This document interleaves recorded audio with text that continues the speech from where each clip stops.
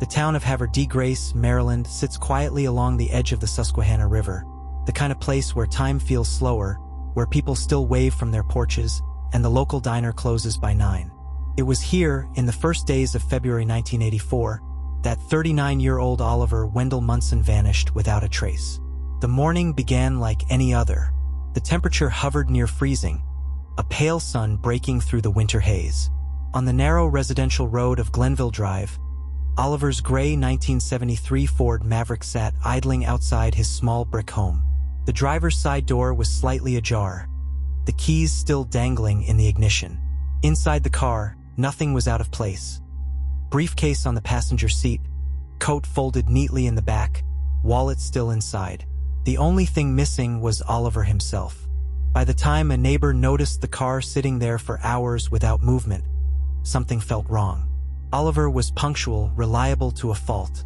He worked as an automotive technology instructor at the local high school, and for years he had followed the same routine.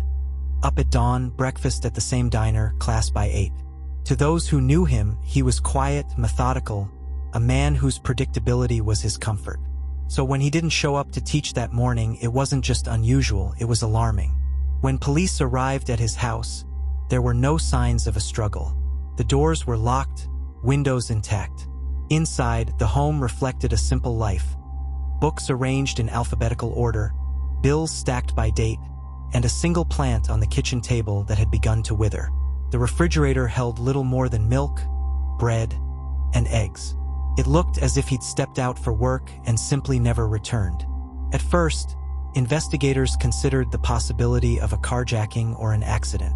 But the vehicle had been found right outside his home, and his personal items were untouched.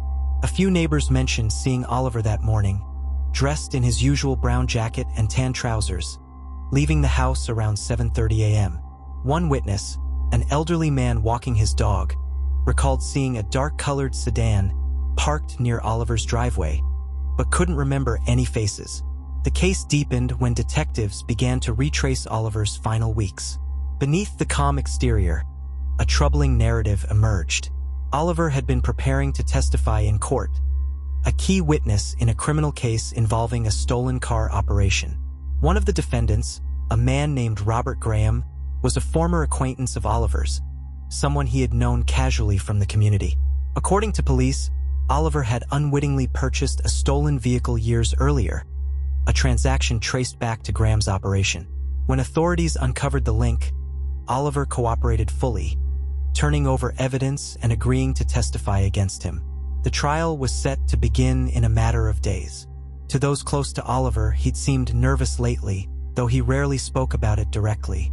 A coworker later told police that Oliver had confided in him, saying he was tired of the whole thing and just wanted it to be over.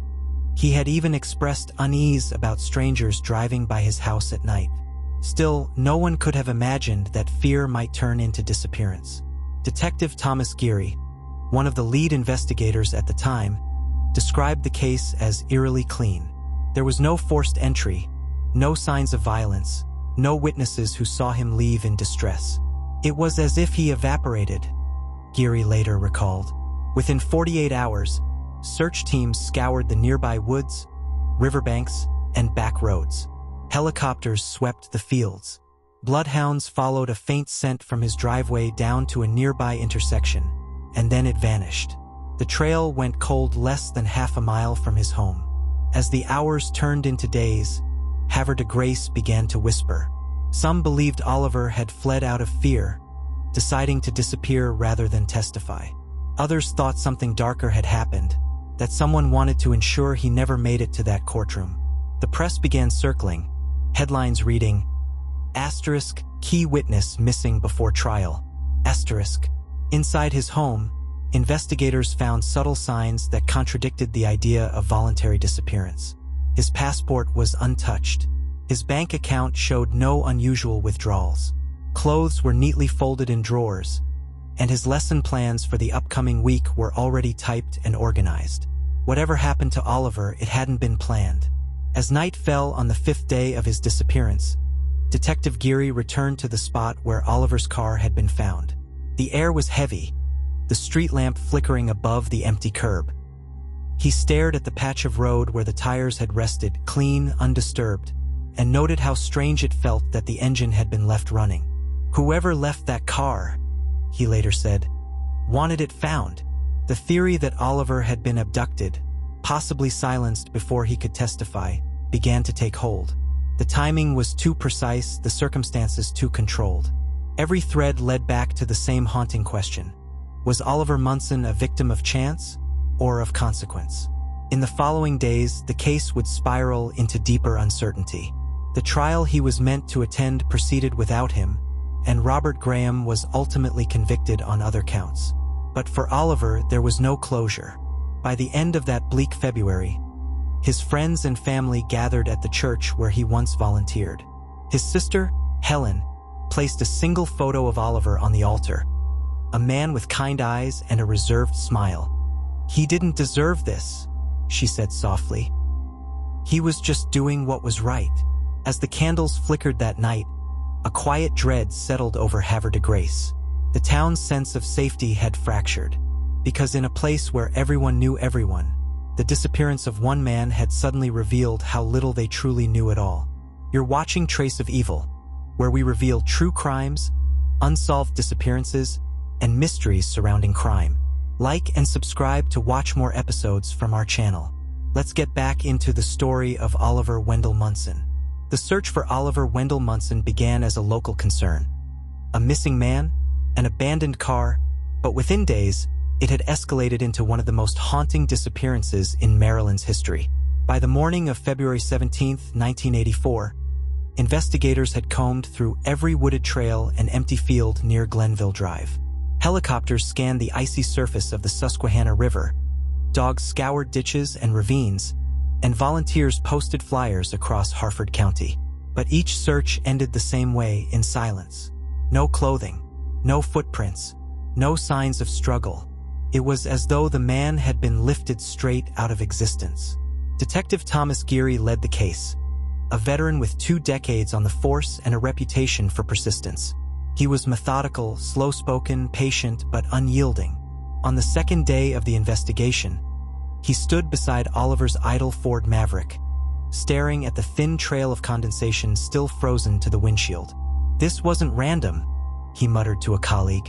"Whoever took him knew what they were doing." Inside the car, everything was strangely meticulous. The driver's seat was adjusted for Oliver's height, the gas tank nearly full, and the keys had been left turned halfway.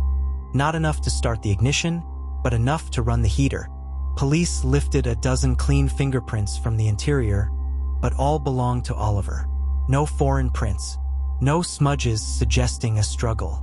Detectives canvassed the neighborhood again, house by house. One man recalled seeing a dark-colored sedan idling across from Oliver's home at dawn, the same one mentioned earlier by another neighbor.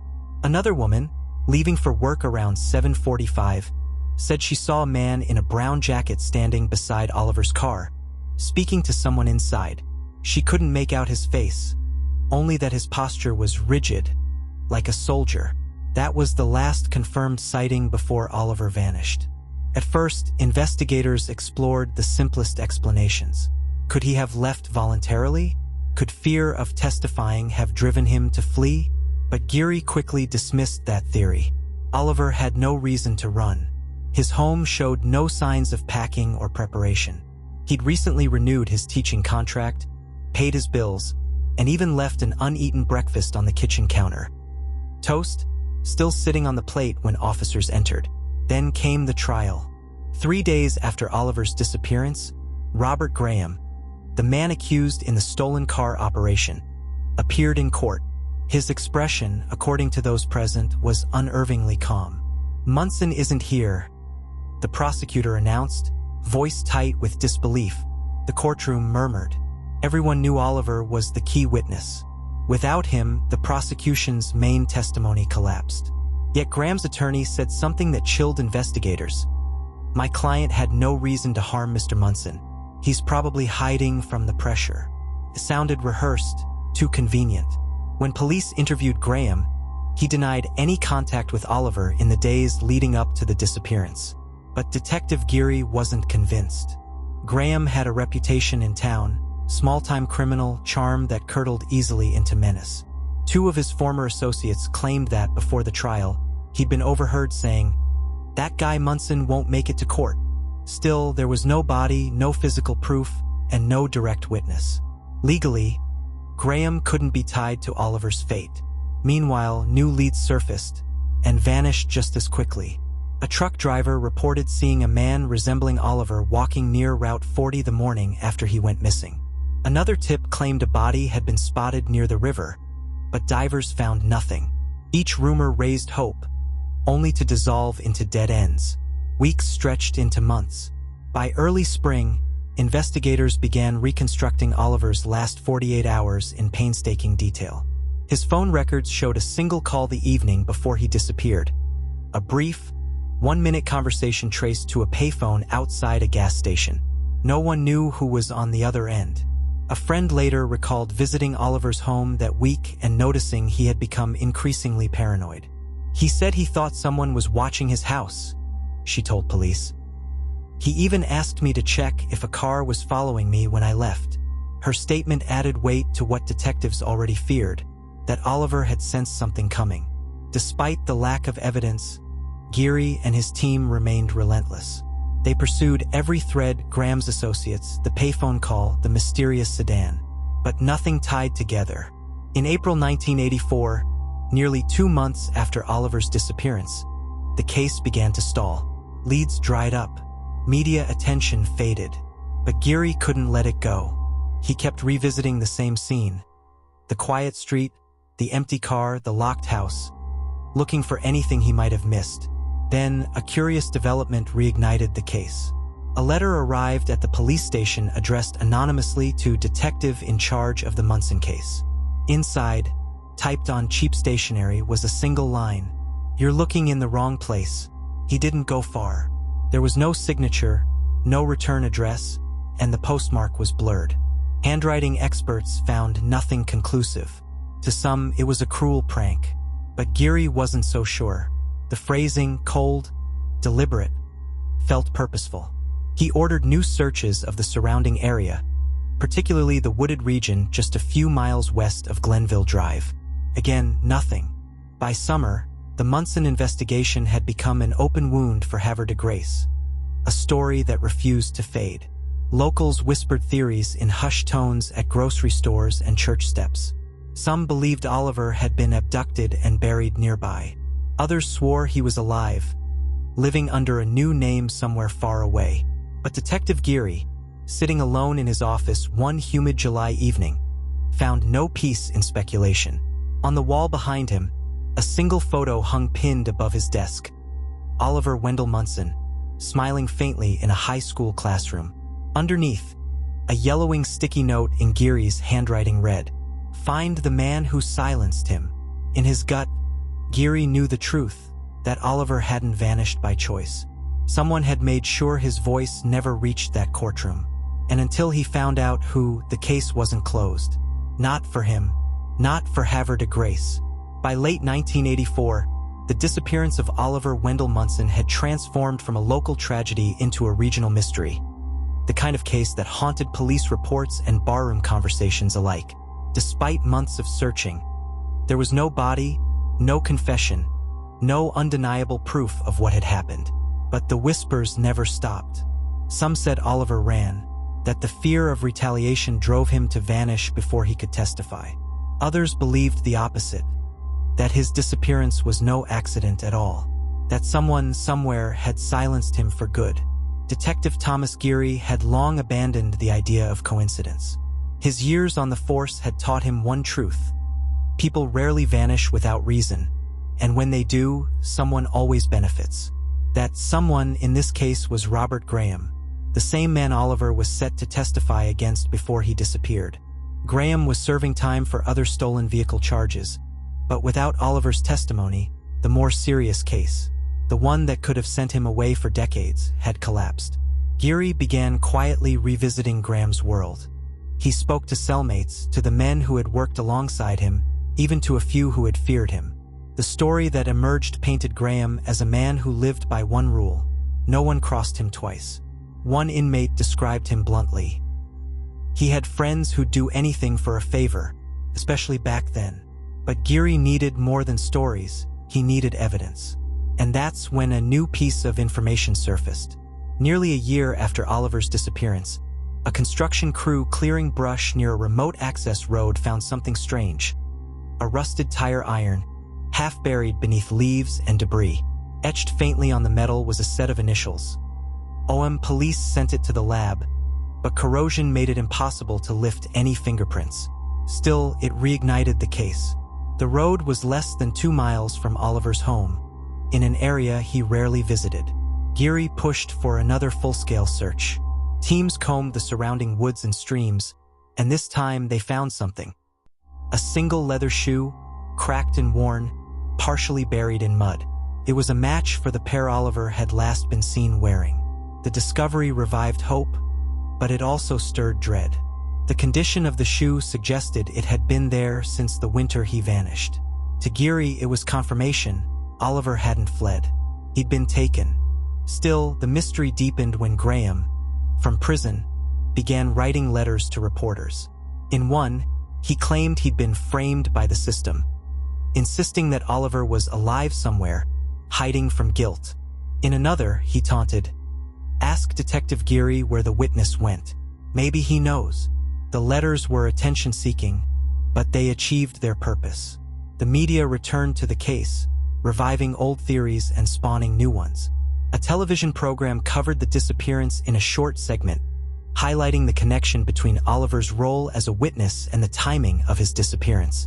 After the broadcast, the police department received an anonymous call from a woman claiming she'd seen a man resembling Oliver in Delaware months after he went missing. Investigators followed the lead, a false trail that led nowhere. Then, another name surfaced, Carl Sonny Whitmore, a known associate of Graham's who had vanished around the same time.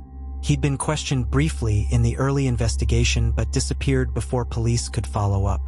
Whitmore was rumored to have bragged in bars about taking care of a rat in Havre de Grace. No one ever saw him again.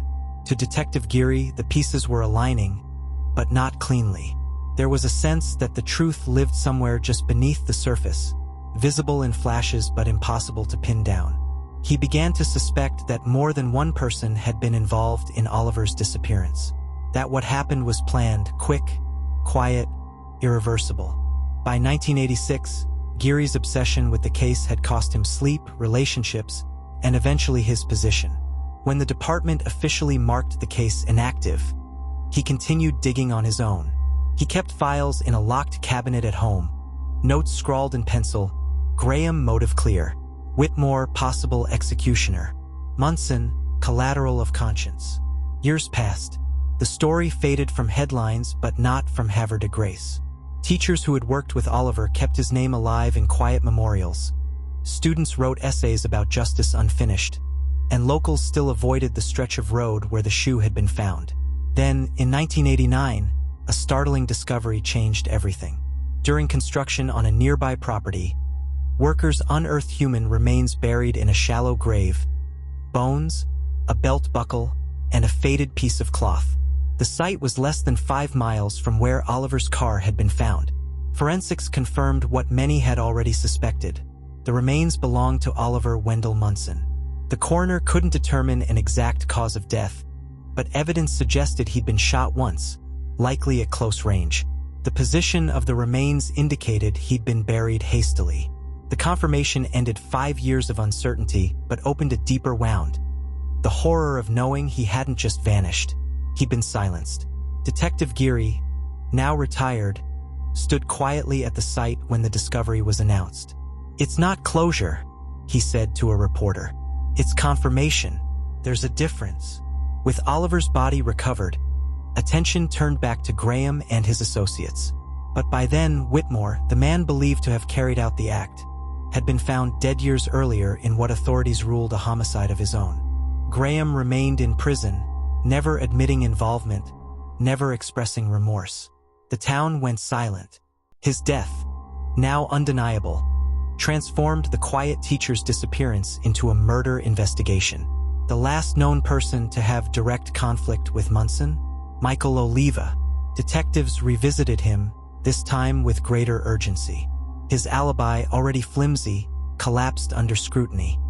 He'd borrowed a car around the time of Munson's disappearance, had no proof of where he'd been that night, and had reportedly made veiled threats about taking care of people who crossed him. But before authorities could gather enough to arrest him, Oliva vanished, too. He became a fugitive, leaving behind a trail of unanswered questions.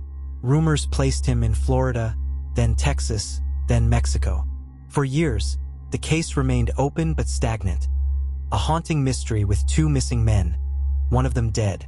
In 1988, a break came from an unlikely source. Oliva was arrested in Florida on unrelated charges. Maryland authorities moved swiftly, charging him with Munson's murder. But even then, he maintained his innocence, claiming he'd been framed, that someone else had set him up. The evidence was circumstantial, but it painted a compelling picture. Munson had been lured out under false pretenses, likely ambushed and killed with a small-caliber weapon, and buried hastily. Oliva was convicted and sentenced to life in prison. Still, for those who knew Oliver, there was no satisfaction in the verdict. Too much had been lost. A good man's life had been shattered by deceit. His reputation dragged through the mud before the truth could clear his name. Theories still lingered, that Graham had ordered the killing from fear of conviction, that Whitmore had done it for a small payout, and that others had helped conceal the evidence. But no one was ever charged with Oliver's murder. For the people of Havre de Grace, the truth arrived too late to restore faith. For Geary, it was a grim vindication. The one man who'd insisted Oliver didn't run had been right all along. Still, the question that haunted him, and everyone who remembered Oliver, remained unanswered. What had gone through the mind of a quiet, decent man on that cold February morning when he stepped into the unknown, never realizing he'd already been marked? To this day, the story of Oliver Wendell Munson lingers like a ghost in Maryland's legal history, a reminder of how truth can be buried, how reputations can be destroyed by lies, and how even the most ordinary people can be swallowed by extraordinary injustice. When the wind moves through the fields near Hagerstown, some say it still carries the echo of a man who never wanted trouble, who tried to do everything right, and paid for it with his life.